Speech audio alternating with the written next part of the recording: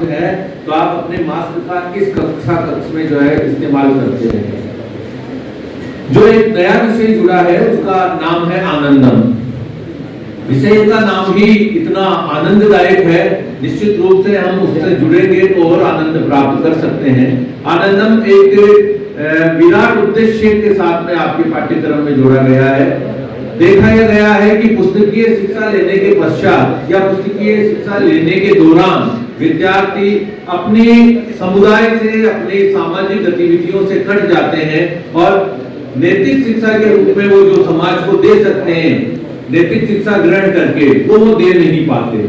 तो एक सरकार का नवाचार है कि जो नीति का ज्ञान है, जो समाज में सेवा भावना का ज्ञान है, जो मैत्री का भाव है, जो सामाजिक सहयोग की भावना है, जो सृजनशीलता का भाव है, सामाजिक समस्याओं के प्रति मुखातिब होना और उनके समाधान करने की तत्परता का जो नागरिक बोध है वो विद्यार्थियों में हो, इसलिए एक इस नए विषय को प्रारंभ किया गया है।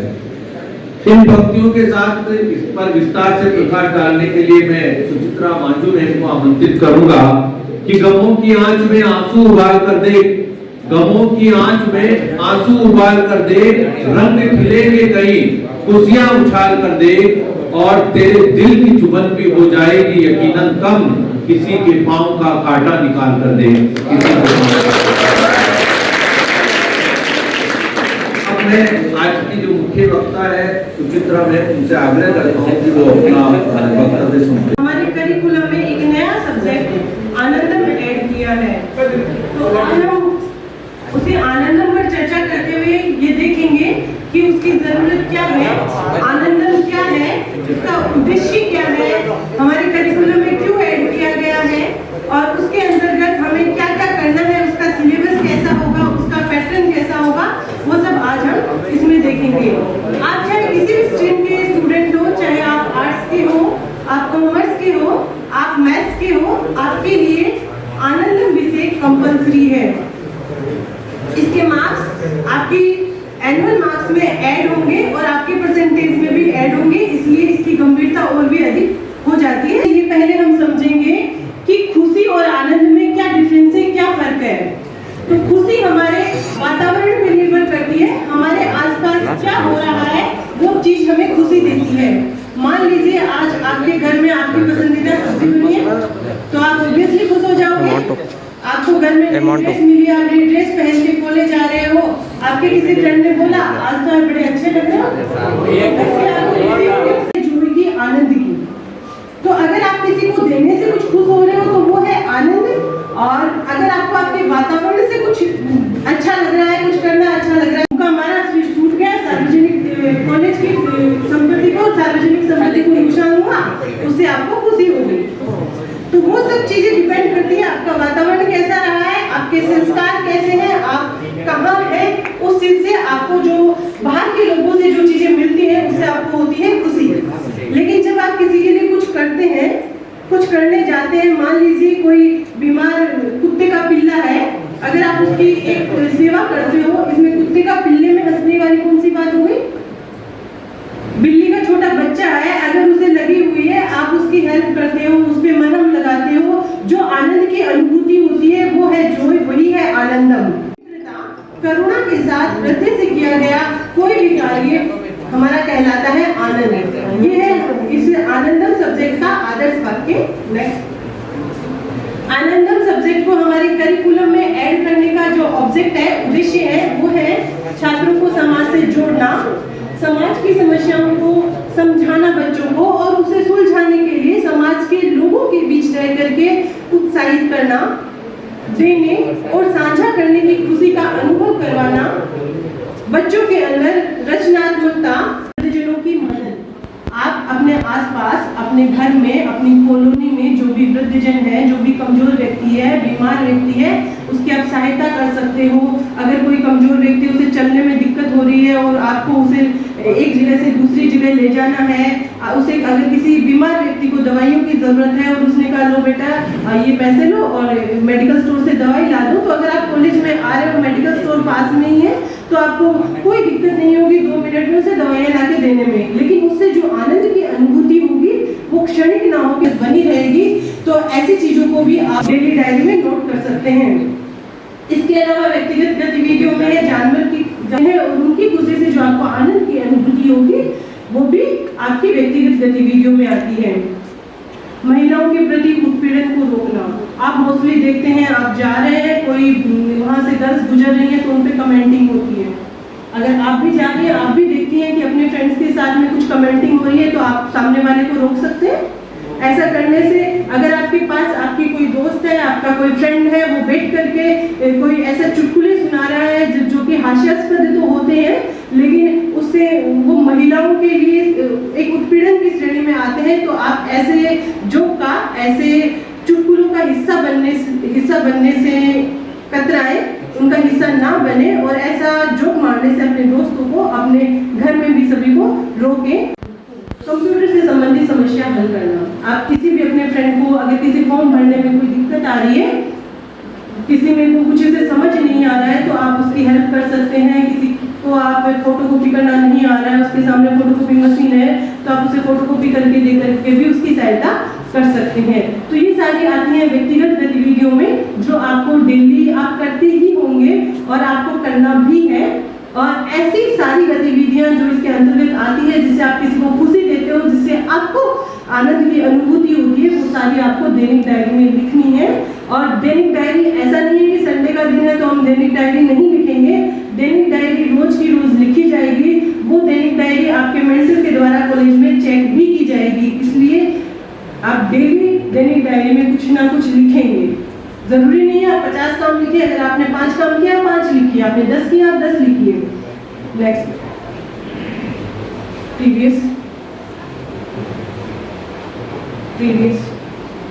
अब बात करेंगे सामूहिक गतिविधियां। सामूहिक गतिविधियां आपको ग्रुप में करनी है। आपके ग्रुप में 8 से 10 स्टूडेंट्स होंगे, जिनका ग्रुप आपके मेंटर द्वारा बनाया जाएगा। उस ग्रुप में आपको मिलकर के कोई एक प्रोजेक्ट की गाइडलाइन भी आपको दी जाएंगी कि आप किस किस तरह के प्रोजेक्ट बना सकते हो, क्या क्या काम कर सकते हो। लेकिन इसका सबसे बड़ा जो उद्देश्य है वो आपको ध्यान में रखना है। इसका उद्देश्य है जरूरतमंद लोगों को लाभ पहुंचाना। जो भी आप प्रोजेक्ट लोगे, जो भी आप काम करोगे, उसमें किसी जरूरतमंद व्यक्ति की को फायदा होना ही चाहिए। आप ऐसा नहीं कर सकते कि आपने कोई एरिया ले लिया और सड़क सफाई का आपने प्रोजेक्ट लिया है और वहाँ की सड़कें ऑलरेडी साफ रहती हैं। तो आपको ऐसा कोई प्रोजेक्ट नहीं लेना है जिससे किसी भी समाज को, किसी भी तबके को कोई फायदा नहीं होता है। आपको वही प्रोजेक्ट अपने हाथों में लेना है जिससे किसी ना किसी वर्ग को, किसी एरिया को, किसी समुदाय विशेष को, किसी क्षेत्र विशेष को उससे फायदा होता हो। तो सामूहिक गतिविधियों के कुछ एग्जांपल्स हैं, आप उनमें ले सकते हैं। आप अपनी खुद की चॉइस की कोई ले सकते हैं जिससे जरूरतमंद लोगों को फायदा हो। आप उसे अपने मेंटर के साथ डिस्कस कर सकते हैं। तो इसके माध्यम से आपको उनमें जागरूकता लानी है। लेकिन ये ध्यान रखना है कि ऐसा नहीं है कि आपने एक दिन रैली निकाली और आपका काम हो गया। ये वो काम होंगे जो पूरे वर्ष पर्यंत चलेंगे। आपको पूरी साल वो काम करने हैं और उसकी जो भी आप काम करते हो उसकी रिपोर्टिंग कॉलेज में दी जाएगी। सामूहिक गतिविधियों में हो सकता है कचरा निस्तारण के बारे में किसी पर्टिकुलर एरिया के लोगों को आपको प्रशिक्षित करना है। प्रशिक्षित करने का आपका कोई भी माध्यम हो सकता है। नेक्स्ट, घायल और बीमार जानवरों की देखभाल हेतु आप योजना बना सकते हो। अपने सोजन में गौशाला है, आप वहाँ जाकर के जो गाय बीमार होती हैं उनकी देखभाल के लिए उनको डॉक्टर अवेलेबल करवाना, वो सब काम आप पूरे वर्ष पर्यंत कर सकते हो। तो इसको भी आप अपने एक प्रोजेक्ट में ले सकते हो। नेक्स्ट है पुस्तक, भोजन, कपड़े की बैंक बना करके आप जरूरतमंदों को वितरित कर सकते हो। हमारे घरों में अगर हम नेक्स्ट क्लास में चले जाते हैं तो पर्यटन स्थल बना सकते हो। ऐसे ही सोजत की पहाड़ी है जहाँ से पूरा सोजत दिखाई देता है और बहुत ही स्वर्णिम दृश्य होता है जब बारिश का मौसम होता है। लेकिन वहाँ जाने के लिए जो रास्ता है उस पर भी हालांकि रोड बनी हुई है, लेकिन वहाँ पर भी झाड़ियाँ उगा दी गई हैं। वहाँ पर भी आप आसानी से ऊपर पहुँचने, झाड़ियाँ उगी हुई है, उन्हें काटने के लिए कोई नहीं है। और इसके अलावा आप ऐसा कुछ करके या फिर वहाँ ऐसा कुछ करके कि भाई पर्यटक जो है वो वहाँ से आकर्षित उस जगह से ऐसा कुछ कर सकते हो। तो ये 2 प्रोजेक्ट है, अगर आप में से कोई करना चाहे तो ये भी आपकी ग्रुप एक्टिविटीज का हिस्सा है। इसके लिए ये नहीं है कि जाके आपको झाड़ियाँ काटनी है, जाके आपको सड़क की सफाई करनी है, ऐसा कुछ नहीं है। डायरेक्टरेट से ये सब जगह से परमिशन ले ली गई है। सब जगह, सब जिलों के जिला कलेक्टर हैं, अपने यहाँ एसडीएम है, नगर पालिका है, सभी आपका सहयोग करेंगे। उनको आपके सहयोग के लिए पाबंद किया गया है। आपको इनिशिएशन लेना है, आपको योजना बनानी है, क्या काम करना है, क्या आपको किस किस की हेल्प चाहिए। अगर आपको नगर पालिका की हेल्प चाहिए है तो बेशक नगर पालिका हेल्प करेगी। इसके अलावा आप चिकित्सा जांच शिविरों का आयोजन कर सकते हैं। उसके लिए आप हॉस्पिटल से कांटेक्ट कर सकते हैं। चिकित्सा जांच शिविर का आयोजन का मतलब ये नहीं है कि आपने एक दिन ब्लड डोनेशन कैंप लगा दिया और हो गई छुट्टी। ऐसा कुछ नहीं करना है। आपको वर्ष पर्यंत ऐसे काम करने हैं, चिकित्सा जांच शिविर लगाने हैं, ये ब्लड डोनेशन कैंप लगाने हैं। तो ये वर्ष पर्यंत होने वाले काम है जैसे जिन्हें आप कर सकते हो।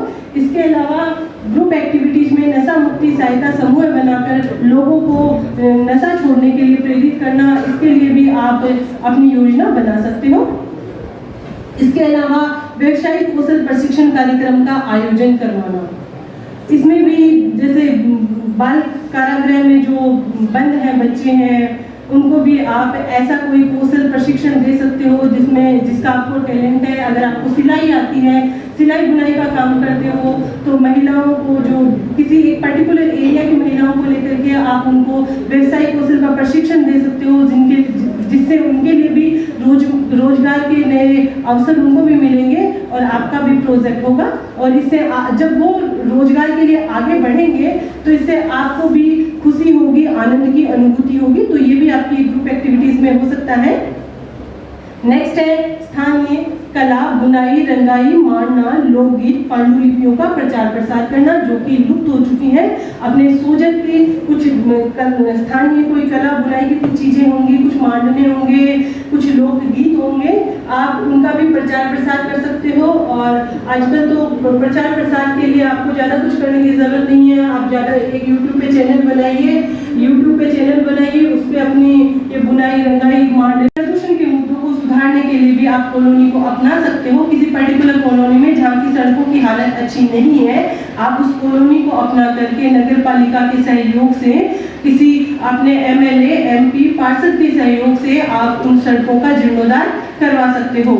इसके अलावा है श्रमिकों के लिए सहकारी समितियों का गठन करना। जो श्रमिक हैं या अपने मान लो घर में कोई काम करने के लिए आते हैं, उनको भी आप छोटे छोटे पैसों की मदद से आप सहकारी बैंक समितियों का गठन कर सकते हो, 8-10 लोग ग्रुप में मिल करके। ऐसा नहीं है कि आपको अकेले करना है। तो ये भी आपकी ग्रुप एक्टिविटीज का एक हिस्सा हो सकती है।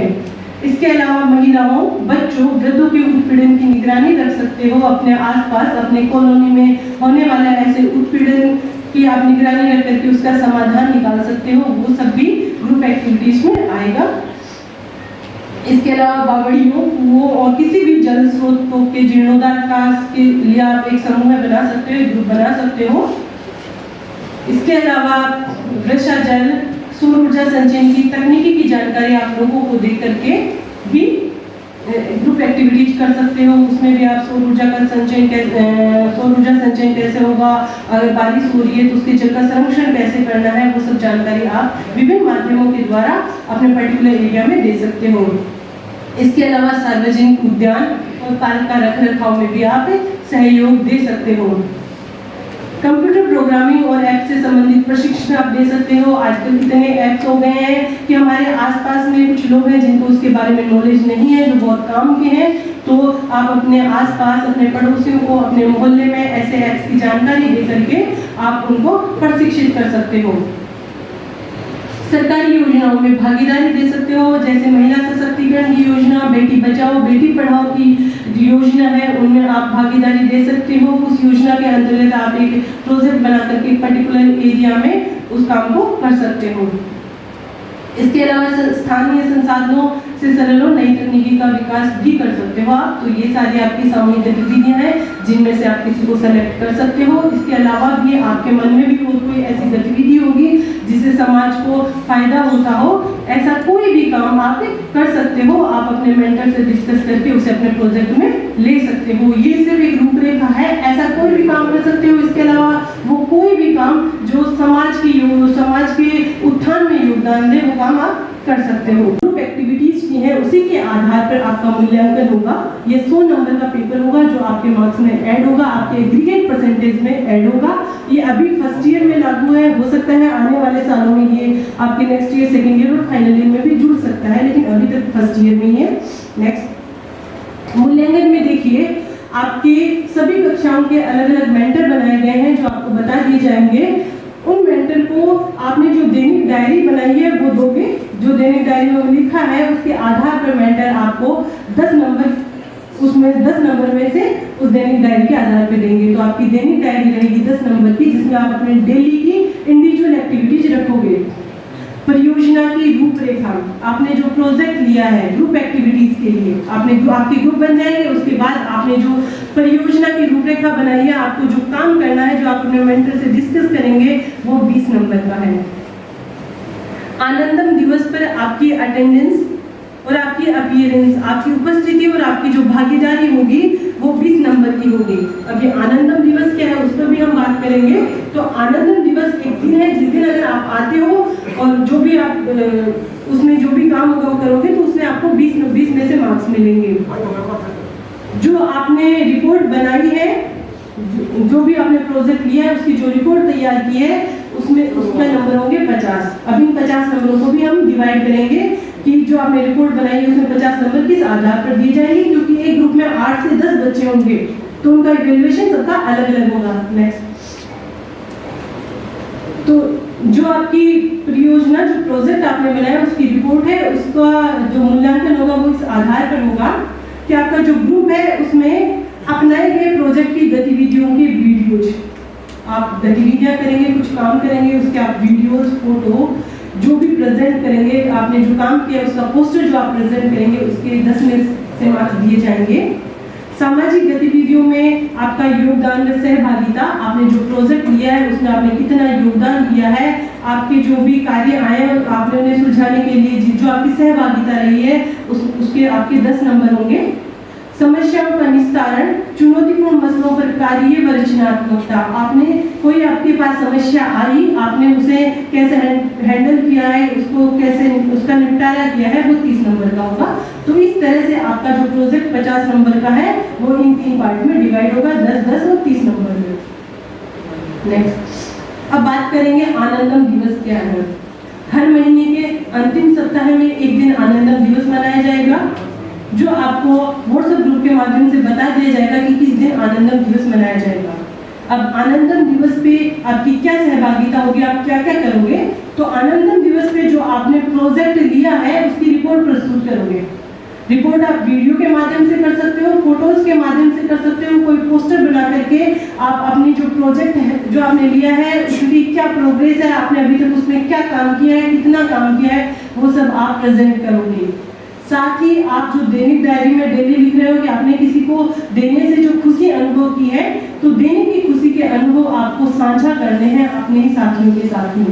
तो ये सब आपका आनंदम दिवस के दिन रहेगा। एक तो आप अपने प्रोजेक्ट को प्रेजेंट करेंगे, दूसरा आपको जो देने की खुशी के अनुभव है, जो भी आपके एक्सपीरियंस हुए इन दिनों में, वो आप अपने फ्रेंड्स के साथ में साझा करेंगे। तो ये आनंदम दिवस के दिन होगा, और जिस दिन भी होगा आपको व्हाट्सएप ग्रुप के माध्यम से बता दिया जाएगा। आपकी अटेंडेंस अनिवार्य है, उसके हिसाब से आपको भी मार्किंग भी बताई थी। अब बात करते हैं मेंटर की। आनंदम के संयोजक और नोडल अधिकारी हैं हमारे अनिल जी रामावत सर, और सह संयोजक हैं श्रीमान विश्वजीत जी छतवानी सर। इसके अलावा आपके क्लास वाइज मेंटर भी डिसाइड किए गए हैं। तो बीए फर्स्ट ईयर के 3 सेक्शन बनाए गए हैं, जिसमें से ए सेक्शन के मेंटर होंगे श्रीमान Gajendra ji Verma sir, B section के होंगे श्रीमान Sharan Singh ji sir, C section के होंगे Kanhaiya Lal ji sir, BCom first year के होंगे Vishwajit ji sir, BSc first year maths के मेंटर है रविकांत जी मीणा सर। तो ये आपके मेंटर रहेंगे, ये आपके ग्रुप बनाएंगे, आप इनसे जो आपके मेंटर हैं जिस क्लास के, आप उन्हीं से अपना प्रोजेक्ट डिस्कस करेंगे, वो आपको प्रोजेक्ट फाइनल बोलेंगे, आपको ये प्रोजेक्ट करना है, तभी आपको उस पर काम स्टार्ट करना है। तो ये थे अपने आनंदम के उद्देश्य, आपके मेंटर।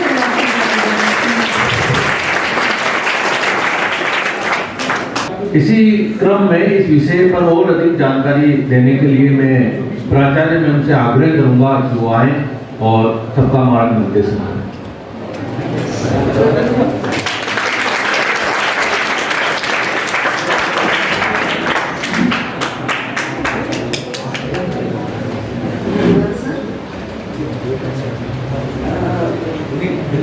ये जो प्रोग्राम है आनंद, इसमें उपस्थित मेरे सभी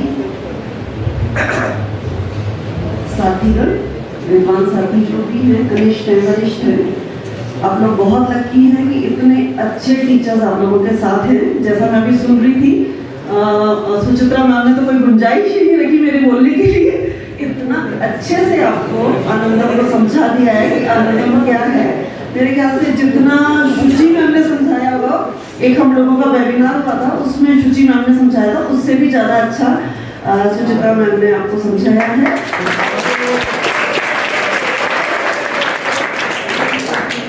कुल मिला के जो निचोड़ मेरे दिमाग में इसका आया है वो ये है कि आपको एक तो हम वो शिक्षित होते जा रहे हैं, लेकिन हम शिक्षा के असली मायने भूल गए हैं। हम शिक्षित हो गए हैं लेकिन संस्कारी नहीं हो पा रहे। ऐसा कुछ समाज में हो गया है। परसेंटेज आ रही है, बहुत हाई परसेंटेज आ रही है, लेकिन अगर उस लड़के की, उस लड़की की परसेंटेज तो बहुत अच्छी है, लेकिन वो साथ में अगर किसी को गिरते हुए दिख रहा है वृद्धजन को, तो वो उसको उठाने में मदद नहीं कर रहा है। कोई भी पास में एक्टिविटी हो रही है, उसमें सहयोग की आवश्यकता है, तो वो सहयोग देना भूल जा रहा है। तो इस आनंदम से जो इसका जो योगदान हमने जोड़ा है, शुचि मैम ने, जिसके थ्रू हम सबको इसमें एसोसिएट किया है, वो उसका पर्पस मुझे जो नज़र आ रहा है कि वापस हम उस ओर बढ़े कि हम शिक्षा होने के साथ, शिक्षित होने के साथ पुराने मूल्यों को ना भूलें। मॉरल वैल्यूज़ बचपन में पढ़ते थे स्कूल्स में, तो मॉरल वैल्यूज़ जो हम भूल चुके हैं, हमें उसको वापस विकसित करना है, जगाना है। तो संवेदनशीलता जिसको कहते हैं, वो संवेदनशीलता हमें वापस जगानी है। हम असंवेदनशील हो गए हैं। तो वो चीज़, चाहे वो पशुओं के लिए हो, चाहे वो इंसान के लिए हो, जो जिंदा है उसके लिए संवेदनशीलता होना बहुत जरूरी है। शिक्षित होना एक अलग बात है, वो इतना मायने नहीं रखता जितना संवेदनशीलता होना मायने रखता है। दूसरी बात जो मेरे को कुल मिला के इसके निचोड़ में समझ में आई कि जो पुरानी चीजें हमें धरोहर के रूप में मिली है, वो धरोहर के रूप में जो भी चीज मिली है, हम उनका यूज तो कर रहे हैं, लेकिन उसको हम आगे के लिए, आगे की जनरेशन के लिए हम उसको बचा के नहीं रख पा रहे। तो ऐसा नहीं है, हमें जो भी चीज मिली, चाहे वो प्लांट्स मिली है, चाहे हवा मिली है, चाहे पानी मिला है, हम उसका यूज कर रहे हैं, लेकिन बिना ये सोचे कि ये चीजें आगे के लिए भी हमें बचा के रखनी है, अगली जनरेशन के लिए भी, ताकि वो जिंदा रह सके।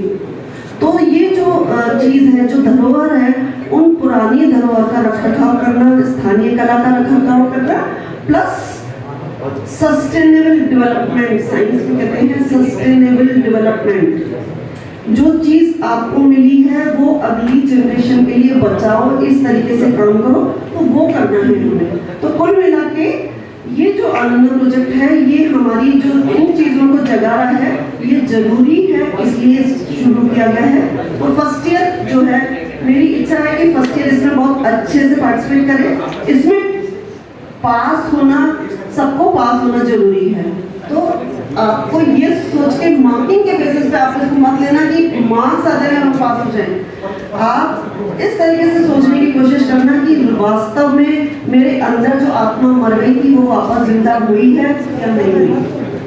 ठीक है, तो ये सोच करके आप अपने आप को इसको शुरू करने के लिए सोचना कि हमारा जो पहले था, इस आनंदम से पहले हम क्या थे और इस आनंदम के बाद क्या हमें कोई चेंज आया है। केवल आपको इसको जगाना ही आनंदम का उद्देश्य है। मैं उम्मीद करती हूँ कि शायद सब जनों को अच्छे से आनंदम समझ में आ गया होगा और जॉय का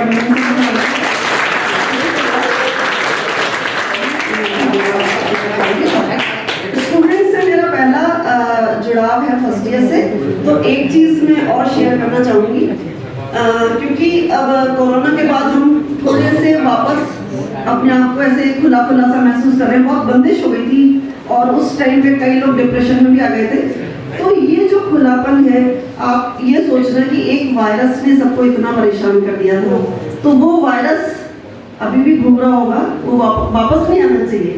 तो आपको उसके लिए जो भी चीज़ें हैं, मास्क लगाना, सोशल डिस्टेंसिंग, ये सब चीज़ों का ध्यान रखना है, तभी उसको हम हरा पाएंगे। नहीं तो वो वापस आ जाएगा और हम फिर हार जाएंगे। तो हमें हारना नहीं है, वायरस से भी नहीं हारना, और जिंदगी की जीत में शामिल रहना है। चाहे वो पढ़ाई की जीत हो, चाहे सेंसिटिविटी की जीत हो, चाहे किसी और की जीत हो, हमें हर फील्ड में आगे रहना है। ठीक है, इसी के साथ मैम ने कुछ बिंदुओं पर प्रकाश डाला कि संवेदनशीलता विद्वान या बौद्धिकता से भी ज्यादा महत्वपूर्ण चीज है, और ये दौर चल भी रहा है। IQ के बाद EQ और अब तो SQ पर बल दिया जाने लगा है। तो उसी दिशा में ये आपका विषय है। तो एक जो बात अभी आपने डिटेल में समझी, अब जो है संक्षेप में मैं एक बात समझा दूं आपको। क्या आप फर्स्ट ईयर के विद्यार्थी हैं तो एक काम तो सभी को करना है। एक आप डायरी खरीद लें, एक कॉपी खरीद लें, और उसमें प्रतिदिन आपके द्वारा जो किया जाने वाला अच्छा कार्य है, ऊपर डेट लगाकर वो अपने हाथ से आपको उसमें लिखना है। वो प्रतिदिन आप उसका उल्लेख करना शुरू कर दें। हालांकि जब हम कोविड के दौर में बंदिशों में थे, तो 5 नवंबर से जो हमारे यहाँ से आदेश निकले थे और आपके व्हाट्सएप ग्रुप में गए थे, तो 5 नवंबर से ये कार्यक्रम शुरू हो गया था। तो आप 5 नवंबर की डेट से अगर प्रारंभ करें, क्योंकि हम मानते हैं अच्छे कार्य तो आप पहले भी करते रहे हैं, अब और आपको प्रेरित किया जा रहा है। तो आप डेट वाइज उसमें आपने किसी जो है अजनबी कोई आया है, कोई पता ढूंढ रहा है आपके मोहल्ले में, आपने उसको एड्रेस बताया। कोई जो है भिखारी आया है या कोई वृद्ध था, आपने उसको जो है रोड पार कराई, या पड़ोस में कोई जरूरतमंद जो आपके जो है एक बच्ची थी गरीब परिवार की, उसे बुक्स चाहिए थी, उसे नोटबुक चाहिए थी, तो आपने नोटबुक दी, उसको पेन दिया। इस तरह के सार्वजनिक नल बंद किया, आपने पानी बचाई। कॉलेज में आए तो आपने जाते समय जो है चले गए, आप लास्ट में थे तो आपने लाइट ऑफ की। तो ये सब इस तरह के काम जो है प्रतिदिन आपको एक काम तो करना ही है, और आप करते भी होंगे, तो उसका उल्लेख उस डायरी में करना है। तो ये तो आज से आप भी और आपके जो साथी फर्स्ट ईयर के नहीं आए हैं, उनको आप अवगत करा दें कि ये काम तो करना है, क्योंकि इसका मूल्यांकन होना ही है। 10-10 बच्चों के ग्रुप बनेंगे, और जो है मेंटर आपको बता दिया गया है। तो उसमें जो 3 सेक्शन है फर्स्ट ईयर के, तो A सेक्शन का मतलब है 1 से लेकर 100 तक बच्चे हैं, वो A सेक्शन में होंगे। 101 से 200 तक B सेक्शन में, और 201 से 300 तक के जो बच्चे हैं बात के, उनका सेक्शन कौन सा होगा? C। और आपने देखा कि इसका मूल्यांकन होगा, और और ये इसमें आपको ये जो मैं बता रहा हूँ, डायरी बनाना और उस प्रोजेक्ट में भाग लेना अनिवार्य है, और इसका उल्लेख आपकी जो मार्कशीट होगी उसमें होगा।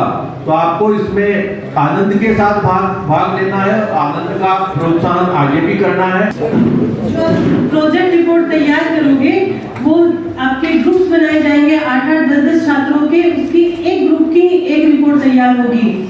उस रिपोर्ट में ऐसा नहीं है कि ग्रुप का जो लीडर होगा, लीडर भी आपके बनाए जाएंगे मेंटर के थ्रू। तो ऐसा नहीं है कि जो लीडर होगा वही उस रिपोर्ट को तैयार करेगा। उस रिपोर्ट को आप सभी को मिलकर के तैयार करना है। एक ग्रुप की एक ही रिपोर्ट बनेगी, अलग अलग नहीं बनेगी। उस ग्रुप के जितने भी मेंबर हैं, उन्होंने क्या क्या काम किया है, वो सब उस रिपोर्ट में आएगा अलग अलग। ठीक है, कराए कि हम ये प्रोजेक्ट लेना चाहते हैं, सर लेने क्या, तो 10 या 12 जनों की टीम होगी, और उसके आधार पर जो 50 नंबर के मार्क्स हैं वो दिए जाएंगे। अब इसके बाद भी किसी को कोई प्रश्न पूछना है तो आमंत्रित है, किसी के कोई कंफ्यूजन हो तो।